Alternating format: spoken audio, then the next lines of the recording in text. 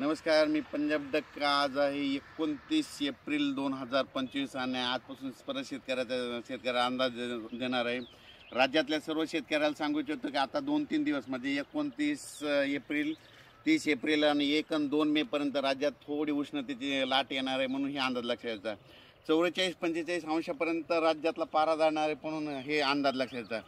पण राज्यातल्या सर्व शेतकऱ्याचा कांदा काढणे चालू आहे, म्हणून त्यांना सांगू इच्छितो तुम्ही काय करा, मेच्या पहिल्या आठवड्यात अवकाळी पाऊस येणार आहे. म्हणजे सर्वदूर नाही पडणार, तुरळक ठिकाणी पडणार आहे.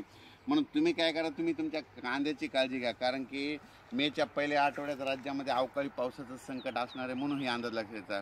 काय झालं की राज्यात सांगायचं झालं तर मेच्या पहिल्या आठवड्यात काय होणार आहे, गुजरात, इकडं मध्य प्रदेश, इकडं छत्तीसगड, इकडं कर्नाटक, तेलंगणा आणि इकडं आंध्र प्रदेश या भागामध्ये मेच्या पहिल्या आठवड्यात पाऊस पडणार आहे. त्याच्यामुळे आपल्या महाराष्ट्रामध्ये सीमालगत म्हणजे गुजरातच्या बाजूला उत्तर महाराष्ट्रात नंदुरबार, धुळे त्यामध्ये मेच्या पहिल्या आठवड्यात तिकडे तुरळक अवकाळी पावसाची शक्यता आहे, वारं पाऊस असणार म्हणून त्यांनी लक्षात घ्यायचं आहे. त्याच्यानंतर जळगाव जिल्हा मध्य प्रदेशकडे पाऊस पडणार आहे. त्याच्यामुळे मेच्या पहिल्या आठवड्यात त्याच्यामुळे जळगाव, जामोद, बुलढाणा जिल्हा, अमरावती, अकोला, वर्धा, नागपूर, भंडारा, गोंदिया, चंद्रपूर या भागामध्ये अवकाळी पावसाची शक्यता आहे, म्हणून मेच्या पहिल्या आठवड्यात हे अंदाज लक्षात घ्यायचा.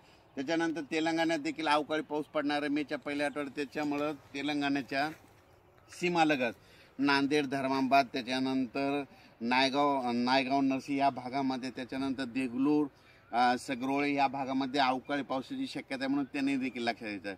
त्याच्यानंतर कर्नाटक भागामध्ये अवकाळी पाऊस असल्यामुळे त्याच्यामुळं सातारा, सांगली, सोलापूर, धाराशिव, त्याच्यानंतर लातूर जिल्हा, परभणी जिल्हा, बीड जिल्हा, हिंगोली जिल्हा या भागामध्ये अवकाळीचं म्हणजे संकट असणार आहे, म्हणून हे लक्षात घ्यायचं.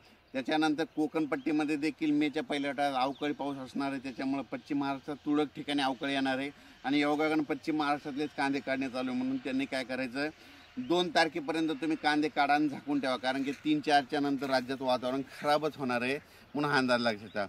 अवकाळी पाऊस राज्यातला सर्व शेतकऱ्याला सांगतो की सर्व दूर नसतो, पण शेतकरी काय करतात, सर्वांना वाटतं की सगळीकडे, म्हणून हे पहिल्यांदा लक्षात घेणं जरुरी आहे.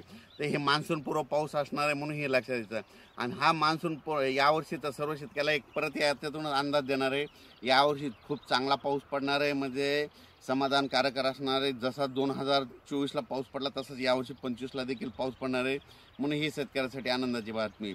आता ह्या मेमध्ये म्हणजे अवकाळी पाऊस म्हणजे मान्सूनपूर्व पाऊस आला बऱ्याच ठिकाणी सुरुवात होणार आहे, म्हणून शेतकऱ्याला ज्या म्हणजे सातारा, सांगली, कोल्हापूर भागातल्या शेतकऱ्याला सांगू इच्छितो, तुमच्याकडे ऊसाला पाणी लागल म्हणजे ऊसाचं पाणी वाचेल तसं तुमच्याकडे देखील असा पाऊस पडतच राहणार आहे म्हणजे या मेमध्ये, म्हणून हे लक्षात घ्यायचं. कारण की तुम्हाला जीवदान भेटणार आहे तुमच्या ऊसासाठी, म्हणून हे लक्षात घ्यायचं. कारण की मान्सूनपूर्व पाऊस येणार आहे. आणि परत यावर्षी तुम्हाला एक सांगतो की यावर्षी मान्सून पूर्वेकडून येणार आहे. पूर्वेकडून येत असल्यामुळं काय होतं, शॉर्टकटमध्ये मान्सून आला तर त्यावर्षी महाराष्ट्रात जास्त पाऊस पडतो. मान्सून पूर्वेकडून आल्याच्यानंतर नगर जिल्ह्याला जास्त पाऊस पडतो, सांगलीलाच पडतो, साताऱ्याला पडतो, सोलापूरला चलतो, बीडला जास्त पडतो, म्हणून हे बीड जिल्ह्याला देखील आनंदाची बातमी की यावर्षी बीड, नगर, सोलापूर, धाराशिव या जिल्ह्याला खूप चांगला पाऊस येणार आहे, म्हणून हे अंदाज लक्षात घ्यायचा. पण राज्यामध्ये मेच्या पहिल्या आठवड्यात अवकाळी पावसाचं शक्यता आहे, सर्वदूर नाही, फक्त तुरळक ठिकाणी अवकाळी पाऊस पडणार आहे, म्हणून हा अंदाज लक्षात घ्यायचा. अचानक वातावरणात बदल झाला तर लगेच एक मेसेज दिला तरी.